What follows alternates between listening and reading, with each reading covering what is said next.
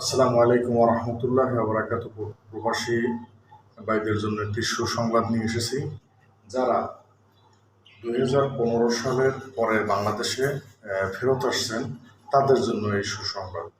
2015 সালের পরে এটা দেশে রাইস নামের একটা সংগঠন, এই যে দেখেন রাইস, যাই সে যেটা বলছে সেটা হলো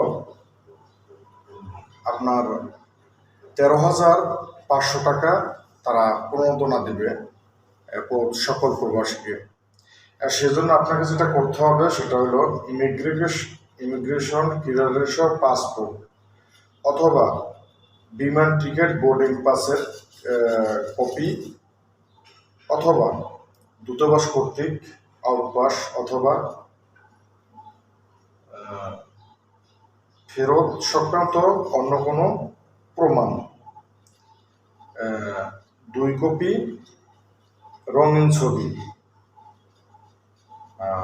এনআইডি, জন্ম নিবন্ধন যদি থাকে, মানে এগুলো তেমন গুরুত্বপূর্ণ না। আপনি এগুলো নিয়ে আপনার পার্শ্ববর্তী যে অফিসটা আছে আসলে প্রবাসী কল্যাণ যে মন্ত্রণালয়ের যে সমস্ত অফিস, সেখানে আপনি যোগাযোগ করবেন। সেখানে যোগাযোগ করলে ওরা আপনার নিকটস্থ একটা পরামর্শ দেবে কোথায় গেলে আপনি টাকাটা পাবেন। টাকা পাওয়ার পাশাপাশি আপনাকে তারা অনেক কিছু প্রশিক্ষণের আওতায় আপনাকে ঋণ দেবে। সেই ঋণের এটা হলো নগদ প্রণোদনা, নগদ টাকা দিবে। তারপরে উদ্যোক্তা প্রশিক্ষণ, আপনি কি ব্যবসা করবেন সে ব্যাপারে, এবং দক্ষতা সনদ প্রদান করবে, আপনি পারদর্শিতা, কারিগরি প্রশিক্ষণ, আপনি যেটা শিখবেন সেটা তারা শিখাবে, ঋণ প্রাপ্তি, অন্য সহযোগিতা, এগুলো তারা করবে। তাহলে বাংলাদেশের মাননীয় প্রধানমন্ত্রীকে অসংখ্য ধন্যবাদ। এমন একটি উদ্যোগ হাতে নিয়েছে। জানি না এটা কতটুকু আমরা সফল হব, কারণ আমরা যারা প্রবাসী বিদেশ ফেরত বাংলাদেশে আসছি, আসার পরে অনেক জায়গায় অনেক দৌড়ঝাঁপ করেও অনেক সময় অনেকেই অনেক টাকা পয়সা পায় না, কিন্তু তাদের নিউজ বা কিছু দেখলে মনে হয় যেন প্রবাসীদের টাকা পয়সা দিয়ে একবারে মানে 5 তলা বিল্ডিং বানাই দিছে বাপখান, এরকম ব্যবসা বাণিজ্য দিয়ে।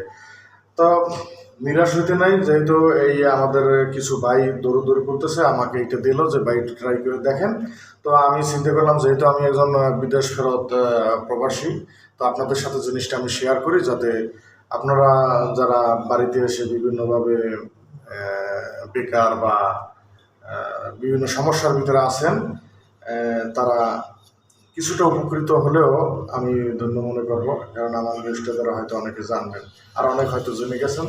সকলের জন্যই আমার পক্ষ থেকে শুভকামনা। সে পর্যন্ত ভালো থাকবেন। আবু সালেম মোহাম্মদ নাহিদ, আপনাদের পাশে আছি, পাশে থাকবো বরগুনা থেকে। আসসালামু আলাইকুম ওয়া রাহমাতুল্লাহি ওয়া বারাকাতুহু।